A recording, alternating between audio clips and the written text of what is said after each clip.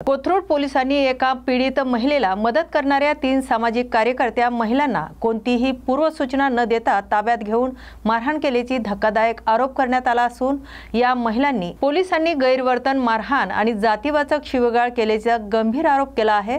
मात्र पोलिसांनी या प्रकरणी अॅट्रॉसिटी गुन्हा दाखल करण्यास नकार दिल्याने पुणे पोलीस प्रशासनावर गंभीर प्रश्नचिन्ह निर्माण झाले आहेत। यामुळे संतप्त झालेल्या आमदार रोहित पवार, वंचित बहुजन आघाडीचे सुजित आंबेडकर आणि शेकडो कार्यकर्त्यांनी पुणे पोलीस आयुक्त कार्यालयाबाहेर आंदोलने केली।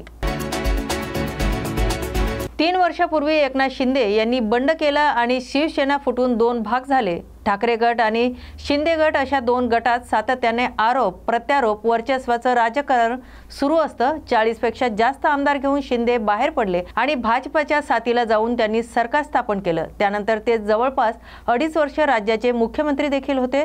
तेव्हापासूनच शिंदेची पावर हळूहळू वाढू लागली असून दिवसेंदिवस ते स्ट्रॉंग होत आहेत। आगामी स्थानिक स्वराज्य संस्थांच्या निवडणुकीच्या पार्श्वभूमीवर राज्यातील सर्वच पक्ष झडझडून कामाला लागले असून प्रत्येक जण आपली ताकद वाढवण्याचा प्रयत्न करत आहे।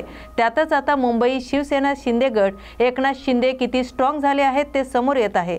2017 ते 2022 या 5 वर्षाच्या काळात विविध पक्षाच्या 60 नगरसेवकांनी एकनाथ शिंदे यांच्या नेतृत्वातील शिवसेनेत प्रवेश केला आहे।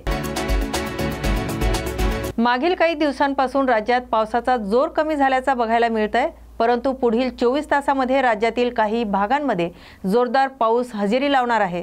मराठवाडा, विदर्भात भारतीय हवामान विभागाकडून विजासह मुसळधार पावसाचा अंदाज वर्तवण्यात आलाय। यासोबतच देशात जोरदार पाऊस सुरू झालाय। दिल्ली, उत्तर प्रदेश भागांमध्ये पावसाचा हाहाकार बघायला मिळतोय।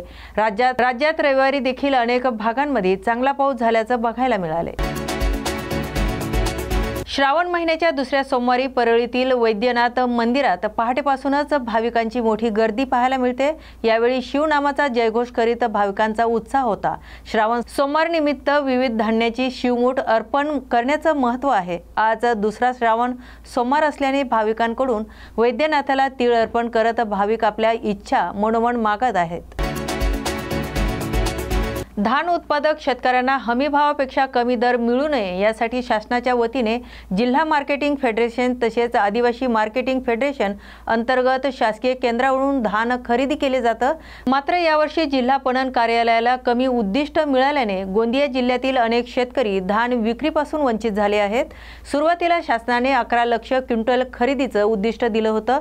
ते उद्दिष्ट संपल्यानंतर गोंदिया जिल्ह्यातील धान उत्पादक शेतकऱ्यांकरता शासनाच्या वतीने 7,38,000 क्विंटल खरेदीचं उद्दिष्ट वाढवून देण्यात आलं होतं। मात्र आठवड्याभरातच उद्दिष्ट पूर्ण झालं असल्याने आणखी 10,000 शेतकरी धान विक्रीपासून वंचित राहणार आहेत। या संदर्भात उद्दिष्ट वाढवून घेण्याकरता आम्ही सतत पाठपुरावा करत असून आज मुंबईत मुख्यमंत्र्यांची भेट घेऊन उद्दिष्ट वाढीची मागणी करणार असल्याची माहिती भाजपाचे तिरोडा गोरेगाव विधानसभाचे आमदार विजय रहांगडाले यांनी दिली। मागल्या वर्षीच्या तुलनेत या वर्षी रब्बीच्या हंगामामध्ये दुप्पट उत्पादन शेतकऱ्याकडून झालेलं आहे आणि शेतकऱ्यांनी ह्यावेळेस मार्केटमध्ये धान न विकता सरळ धान हा शासकीय आधारभूत केंद्रामध्ये आणलेला आहे।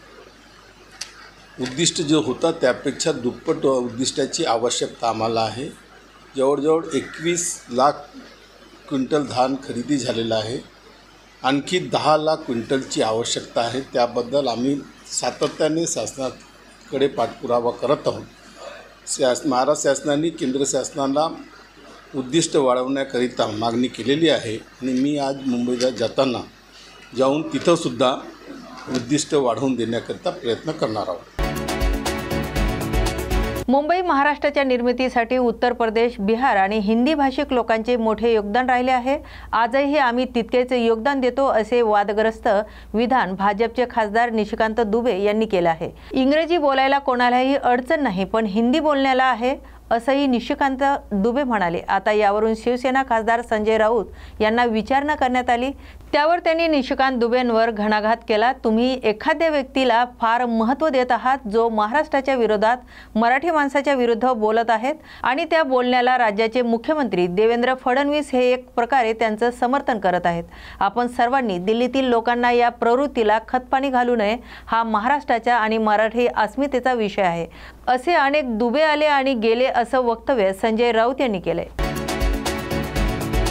विजयसिंह बांगर यांच्या म्हणण्यानुसार गोट्या गित्ते ह्या सायको किलर विकृत मानसिकतेचा गुन्हेगार असून परळीतील बहुतांश हत्याकांडात त्याचा हात आहे। तसेच तो महादेव मुंडे यांच्या हत्याकांडात संशयी आहे असं असून देखील परळी पोलिसांनी त्याला अद्याप अटक केलेली नाही। बीड तसेच परळी पोलिसांनी तात्काळ गोट्या गित्तेला अटक केली पाहिजे अशी मागणीही त्यांनी या ठिकाणी केली आहे। मी प्रसार माध्यमावर पहिल्या दिवसापासून सांगत आहे, गोट्या गित्ते हा सायको किलर आहे, विकृत मानसिकतेचा गुन्हेगार आहे। परळीतील बहुतांश हत्याकांडमध्ये गोट्या गित्तेचा हात आहे।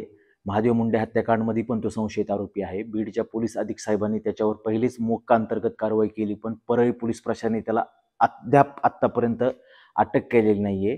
कुठे ना कुठे लोकांचा आणि सर्वसामान्य जनतेचा परळी पोलीस आणि बीड पोलिसांकडे बघण्याचा दृष्टिकोन हा संशयास्पद व्हायला लागलाय।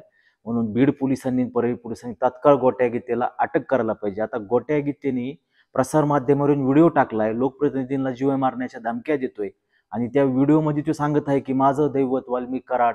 म्हणजे आता गोट्या गित्तेचा संत दैवत वाल्मिक कराड आणि वाल्मिक कराडचा भक्त गोट्या गित्ते, वाल्मिक कराडच्या ह्या भक्ताचं गोट्या गित्तेचं आम्हाला कीर्तन ऐकायची वेळ बीड पोलिसांना सर्वसामान्य जनतेला बीड जिल्ह्यातले आलेले आहे। म्हणजे किती दुर्दैवाची बाब आहे। या गोट्या गित्तेसारखा सराईत गुन्हेगार हा प्रसार माध्यमावरून सरळ धमक्या देत आहे सर्वसामान्य लोकांना।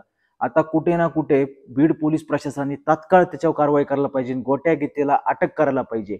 आज SIT स्थापन झालेले आहे महादेव मुंडे खून प्रकरणामध्ये आणि त्या SITचा अध्यक्षखाली पंकज कुमावत हे करणार आहेत त्याचं काम। तर पंकज कुमावत साहेब हे गोट्या गित्तेला आणि ह्यांना तात्काळ अटक करते आणि वाल्मिक कराडच्या पोराला त्यांना महादेव मुंडे प्रकरणात एवढीच त्यांच्याकडून आशा बाळगुता, कारण पंकज कुमावत हे प्राउंट आणि इमानदार अधिकारी आहेत, प्रामाणिकपणे त्यांचं काम आहे। बीड जिल्ह्याने पंकज कुमावतची कारकिर्दीचं काम जवळून पाहिलेलं आहे। नक्कीच पंकज कुमावत साहेब हे प्रामाणिकपणे काम करून गोट्या गित्ते व वाल्मिक कराडच्या टोळीला लवकर जेरबंद करतील। अमरावती शहरातील महिला पोलीस कर्मचारी आशा धुळे तायडे यांच्या हत्येचं गूढ उकलण्यात पोलिसांना यश आलंय। या प्रकरणात आशा यांच्या पतीने सुपारी देऊन त्यांची हत्या घडवून आणल्याचं समोर आलंय। अनैतिक संबंधातून हा खून झाल्याचं तपासात निष्पन्न झालं आहे। तरी पोलिसांनी आरोपी पतीला अटक केली असून हत्या करणाऱ्या 2 आरोपीचा शोध सुरू आहे। 3 दिवसापूर्वी अमरावती शहरातील महिला पोलीस अंमलदार आशा धुळे यांची गळा दाबून हत्या करण्यात आली होती। सुरुवातीला हा चोरीचा प्रकार असल्याचा बनाव पतीनेच रचला होता, मात्र पोलिसांच्या सखोल तपासामुळे हत्याऱ्याचा खरा कट उघडकीस आलाय। पिंपरी चिंचवड शहरामध्ये चाकण, भोसरी, महाळुंगे, तळेगाव दाभाडे, हिंजवडी, तळवडे, वाकड, देहू रोड आणि आळंदी यासारख्या अनेक भागांमध्ये नागरिकांनी वाहतूक कोंडीच्या वारंवार तक्रारी केल्या होत्या। याशिवाय जुना मुंबई पुणे महामार्ग, कात्रज देहू रोड बायपास आणि मुंबई पुणे एक्सप्रेसवरही मोठ्या प्रमाणात वाहतूक कोंडी होत आहे। शहरात सुरू असलेल्या विविध विकास कामामुळे वाहतुकीची समस्या अधिकच गंभीर झाली होती। यामुळे नागरिकांना रोजच्या प्रवासात मोठ्या त्रासाला सामोरे जावे लागत होते। अशाच नवे आणि ताज्या बातम्या पाहण्यासाठी पाहत राहा न्यूज मराठी 24/7। नवा भारत, नवा विचार।